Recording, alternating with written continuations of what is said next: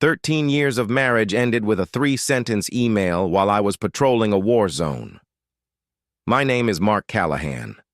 I'm 41 years old, Staff Sergeant with the U.S. Army, and I was in the middle of a patrol on the western outskirts of Kandahar when I received the email that detonated my life more violently than any IED ever could.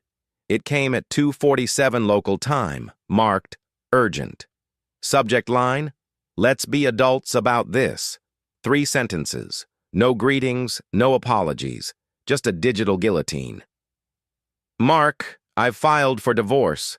I've already emptied our joint account. Jeremy has moved in. Please respect this as an adult decision. No love, no explanation, no humanity. Just cold-blooded efficiency wrapped in Helvetica font. I stared at my screen in disbelief, dust and sweat stinging my eyes under the Afghan sun. My pulse didn't spike, my breathing didn't change. That's the thing about war. It trains you to absorb shocks without blinking. I locked the screen, zipped up the tablet, and didn't say a word to my unit. Didn't flinch when a convoy radioed in about movement en route X-ray. I simply nodded and signaled forward. But in my chest, something changed. Not anger, not heartbreak. Something colder, tactical. Back at the base that evening, I took a hot shower, dressed in my regulation PTs, and pulled out my personal laptop from my locker. My reply to Lisa's ambush divorce was a single word. Understood. Then I opened a secure browser tab and began digging. Operation. Homefront had just begun. I met Lisa in 2009 at a Red Cross benefit in Greensboro, North Carolina. She was studying early childhood education. I was home on R&R from my second tour. She was warmth and laughter, someone who lit up a room without trying. I was the guy in uniform standing awkwardly near the punch bowl. We got married 9 months later. Small ceremony, just family. She moved into my small house outside Fayetteville near Fort Bragg. Over the years, I deployed to Iraq twice and Afghanistan twice. Each time I left, Lisa promised to wait. Each time I returned, I found her a little colder, a little more distant. But I ignored it.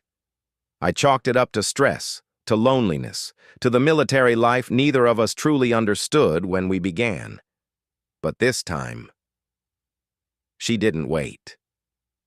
6 months before this last deployment, things had started to shift. Subtly at first, Lisa began staying late at her new job at a dental office in town. She got a gym membership she never used, bought clothes I never saw her wear, and she started locking her phone, which she never used to do. I didn't accuse her. That's not my way. Instead, I did what any trained recon soldier does when a situation starts to feel wrong. I observed, I documented, I prepared. I opened a secondary checking account under my name at a credit union near the base. Started diverting 20% of my pay into it. Not enough to raise alarms, just enough to not be broke if things went sideways. I moved important documents, my birth certificate, our marriage license, my mother's will, the VA home loan records, into a safe deposit box downtown, quietly, strategically. All while Lisa kept smiling, kissing me goodnight, asking me to bring her Turkish scarves from the base bazaar. The night I deployed, she hugged me at the airport like she was hugging a cousin she hadn't seen in a while. Her eyes didn't even get moist. I should have known then. But I still held out hope. Foolish, old-school hope. Now, back in my bunk, I logged into our joint bank account. $0. She'd cleaned it out. Then I checked our home's deed. Still under my name. The VA loan had required it. Lisa had been a cohabitant. Nothing more, legally speaking. She thought she was clever. She thought she'd won. What she didn't know was, I never leave quietly. 3 days later, during a night shift at Kandahar Base, with Lisa's email still echoing in my head, something shifted inside me. It wasn't curiosity. It wasn't anger. It was mission focus. At 5 a.m. after my shift ended, I opened my personal laptop without telling anyone. I quietly logged into our home security system. Lisa didn't know one thing. I was the one who installed it, and I was the one who activated the cloud backup. The first image that popped up almost made me laugh out loud. Someone was making coffee in the kitchen, wearing my Seattle Seahawks hoodie, and that someone wasn't me. Jeremy, Lisa's man in her new life. Apparently, he felt right at home, walking my dog, drinking my coffee, making jokes in my house. And Lisa, she was laughing in that kitchen, the same kitchen I had renovated. On my last leave, I had spent 3 weeks fixing the broken tiles, installing new cabinets, and now I was watching my life being stolen, right over the sweat of my own labor. That's when my icy sense of strategy locked in. This wasn't a military operation anymore. This was civil warfare. That night I made a list, called James Carter, a former officer I met in Afghanistan, now an attorney in North Carolina, review VA loan documents, update property deed records, ask Master Sergeant about emergency leave procedure, secure my retirement pay account, gather intel on Jeremy. Then, I quietly checked Lisa's past banking activity. $88,500 had been withdrawn from our joint account, and the entire $47,000 in savings had been transferred to an unknown account. Everything had been planned. Before I even unpacked my gear, Lisa had executed a financial assassination. But now, it was my turn. That's all I wrote in an email to James. 10 minutes later, he replied, "Call tomorrow morning on a secure line, we'll handle this." And that's when it hit me. This wasn't about revenge anymore. This was about rebuilding. 2 months later, I landed back in the U.S. I didn't tell Lisa. No message, no knocking on doors. I simply checked into a downtown motel under a fake name. Met James at a cafe 15 miles out of town. He came with a folder. "I've handled the legal framework," he said, "but I found something that might interest you more." He handed me a document, a mortgage refinancing application. My signature was at the bottom, but it wasn't my signature. It was forged well enough to pass at a glance, but my middle name was misspelled. The line weight was off. The hook under my last name was missing. "Lisa used a fake signature," James said. "She refinanced the house in her own name and pulled a $330,000 loan against it." All I could say was, she really didn't hold back. Lisa had refinanced the house and secured a loan. She had listed her new man, Jeremy, as co-borrower. Jeremy's background wasn't clean. 2 DUIs and a 2019 fraud charge. James adjusted his glasses. "What do you want to do?" My answer was clear. Nothing illegal. Nothing emotional. But it has to be unforgettable. The next morning, I walked into the bank's main branch. Even as I stepped through the doors, my military discipline stayed with me. Assess the situation, gather intel, then strike. I introduced myself to the loan officer, showed my military ID and driver's license. Then I handed over signature samples, property documents, and the legal files James had prepared. The banker skimmed through the paperwork, then turned to the monitor. His eyes widened. I have to report this immediately," he said. "I already have," I replied. "This is just the first official step." That same day, I headed to the Spokane County Courthouse. I filed a petition to nullify the refinancing on the grounds of forged signatures. I also recorded a formal lien on the property, blocking any further transactions. Now, the house wasn't an asset for Lisa. It was a trap. That night, I got a message on my phone. It was from Lisa. "Did you talk to someone at the bank? Jeremy says someone asked questions about the house." "What's going on, Nathan?" I didn't respond. I wasn't answering with words anymore. I'd answer with documents. The next morning, James called. Half the money's frozen. Bad news is, the other half's gone. I frowned. How much? About $146,000. To where? James hesitated.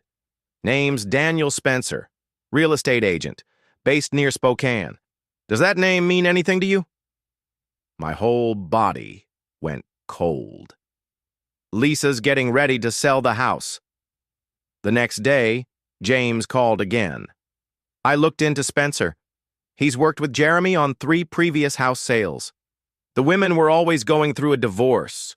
Jeremy was involved in every one. My thoughts were spinning. Lisa hadn't just left me. Was she part of a long-con real estate scam? James forwarded everything to the Federal Financial Crimes Bureau, VA loan fraud, state-to-state wire transfers, military victim status. It was now a federal case. A week later, I was interviewed at the Spokane FBI field office by Agents Patel and Donovan. This isn't just a divorce, Mr. Briggs, Agent Patel said. This is organized fraud, and it may have impacted other military families. Lisa's exact level of involvement was still unclear, but her signature was all over the forged mortgage paperwork and bank transfers. There was no denying it anymore. She was under investigation. That morning, Lisa messaged me. We need to talk. Meet me at Riverfront Park, please. James and I made a plan. I wasn't going to that meeting. Instead, I'd be watching what she did. From my car outside the house, I saw Lisa leave. Moments later, another car pulled up. Logo on the side. Spencer Realty. They went inside. I picked up my phone, opened the interior cameras. Jeremy and Daniel Spencer were talking in the living room. Spencer. We'll list it next week. Put it at $470, we'll get a cash offer at $420, everyone walks away happy. Jeremy. Nathan's not going to be a problem? Spencer. Soldiers are all the same. They bark, but in the end, they walk. I recorded everything. So did James, on his own phone. We sent the footage straight to Agent Patel. My message, it's happening right now. 30 minutes later, black government vehicles pulled up in front of my house. Agents stepped out and led Spencer and Jeremy away in handcuffs. Agent Patel called me. Forged documents, financial fraud, attempted sale under false representation, We're officially looking at federal crimes. What about Lisa? I asked. Patel paused. Her level of involvement is still under review. At this stage, your statement will matter. I sat in silence. 13 years. Some good years, too. But betrayal was betrayal. My house, my money, my life, taken. My response was clear. I just want what's mine, legally, with dignity. Lisa agreed to cooperate. She relinquished all claims to the house. She signed documents guaranteeing no access to my military pension. She agreed to partial restitution of the funds. And most importantly, she confessed to forging my signature. In exchange, I didn't press criminal charges against her. The divorce was finalized 6 months later under no contest status. A year after that, I sold the Spokane house. Everything inside, memories and all, was left behind. I started over. 10 acres outside Missoula. A small cabin, a new dog, Scout, and a life that's mine. Quiet, simple, and earned. Sometimes Lisa sends messages. I don't answer. One day I got a letter from a woman in Fort Worth. My husband was deployed with the Navy. Jeremy and Spencer tried to pull the same scheme on us. The FBI got to us in time because of you. You saved our home.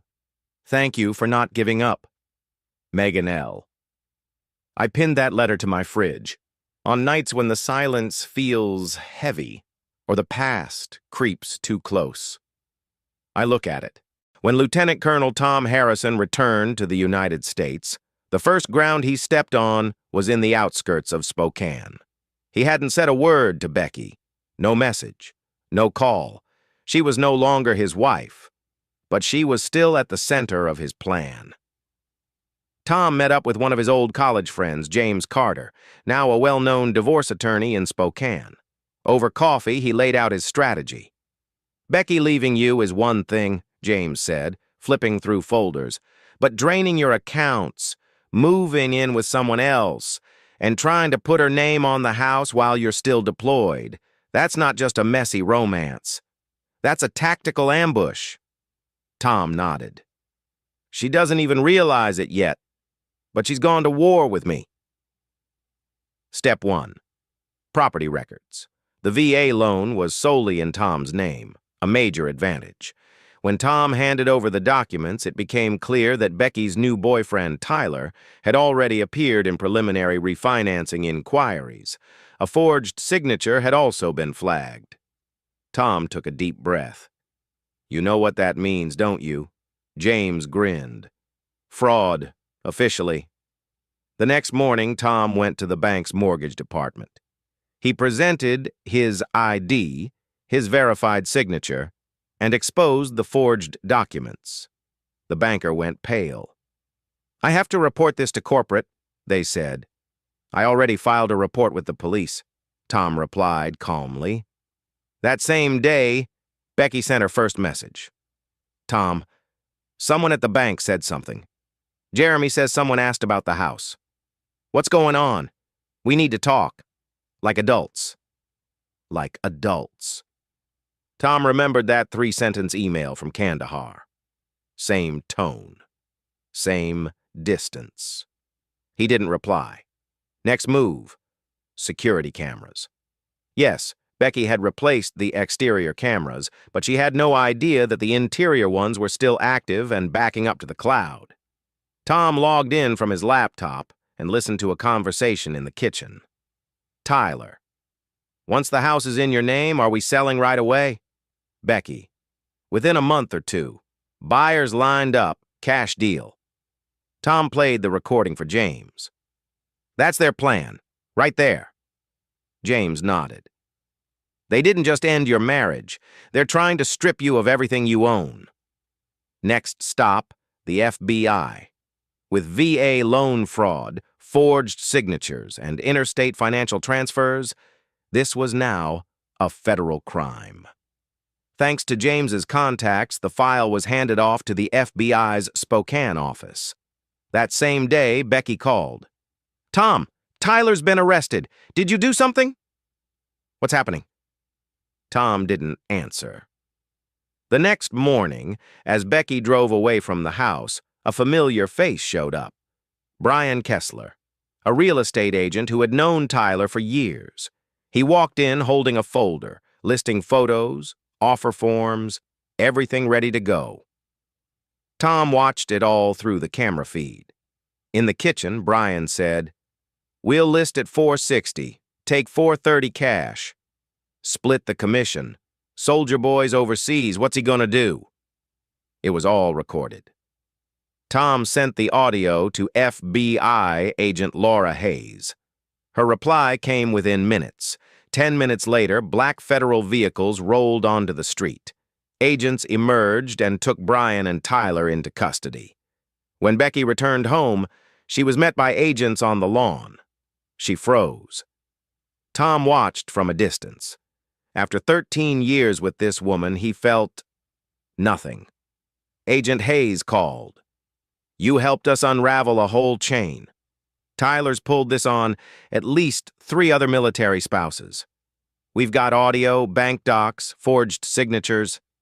It's airtight." Tom. "What about Becky?" Hayes. "If she cooperates, she might get a reduced sentence. But part of that is up to you. Do you want to press charges?" Tom paused. He didn't need to think. Let justice take its course. But I don't want to waste another second of my life on her. Then he sent Becky one final message. "With that 3-sentence email, you ended our marriage. But the truth is, you ended your own life too. She never replied. She didn't need to. When Scout barked into the stillness of the morning, something inside me stirred. I wasn't in Spokane anymore. I lived alone now, on 10 acres of land deep in the rural outskirts of Missoula. But the shadows of the past still lingered. After the FBI arrested Spencer and Jeremy, they called me a few more times. Lisa's role remained unclear.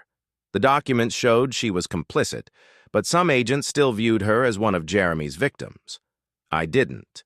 Lisa had stayed silent, but silence wasn't a sign of innocence. It was a tactic. James called me. "Lisa agreed to sign the agreement," he said. "She's relinquishing all rights to the house, and she's signed the paperwork stating she won't touch your pension." "What about the criminal charges?" I asked. "The prosecutor's asking," James said. "It's your call. If you want to press charges, the state will move forward. But if you don't, the file gets closed." I looked out the window. Scout was sitting beneath the pine tree staring at the sky, just like me, waiting, thinking. "I won't press charges," I said finally, "but under one condition." "What is it?" "She confesses, admits to the forged signature, admits to using the loan without my knowledge, admits to withdrawing the money with Jeremy, in writing, signed." Official James was quiet, then answered slowly. "If she agrees, that's a clean closure." 2 days later, Lisa's written confession was in my hands, prepared by attorneys, signed before a notary. The words on the page read like an oath. "I signed refinancing documents without my husband Mark Callahan's knowledge. The signature on those documents is mine. I acted under the influence of Jeremy Collins. I take full responsibility for the actions taken. I am remorseful." When I read it, a strange quiet came over me. It didn't feel like victory. It didn't feel like revenge. It felt more like an autumn wind. Cool, quiet, inevitable. That night, another message came to my phone, from Lisa. "I didn't want to write you, but I saw you in my dream. I won't ask for forgiveness, but I want you to know. I hate myself a little more every day." I read the message, didn't delete it, but I didn't respond either, because this story's answer was never in words. It was in actions. I had stepped out of Lisa's life, but she remained trapped inside the one she had built. And I was building a new life, in the silence of the mountains, following the tracks of Scout's paws. But that letter from Fort Worth. "Because you didn't give up, we didn't lose our home." It's still pinned to my fridge, because when the silence grows too loud, you have to remind yourself of one simple truth. Justice sometimes arrives in the quietest steps. While the FBI investigation continued, no one was calling me anymore. Jeremy had been sent to prison. A similar sentence had been handed down to Daniel Spencer. His signature appeared on every federal document tied to the fraudulent transactions. But Lisa, quietly, slipped out of the case. The system determined she was not an active co-conspirator, but a manipulated spouse. Even though her signature was on the documents, she wasn't the architect of the scheme, just the executor. It was argued she'd been gradually pulled into the fraud under Jeremy's influence, not as a planner, but as someone caught in the wake of a professional con artist, which meant she walked free. Not like me. I looked free. But inside, I was still fractured.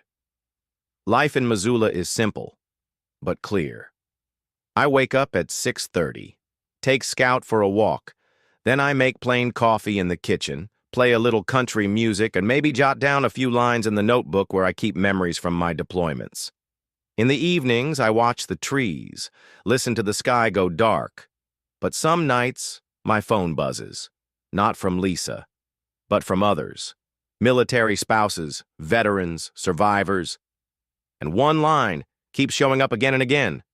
Someone like us lived this story. He didn't give up, so neither will we. One day I opened my mailbox and found an envelope. On it, a handwritten note. Because of you, we didn't lose our home. A simple thank you isn't enough. Inside the envelope was a small folded American flag. Attached to it with a ribbon was a handwritten message. A soldier doesn't aim at his home for justice. He aims at the enemy.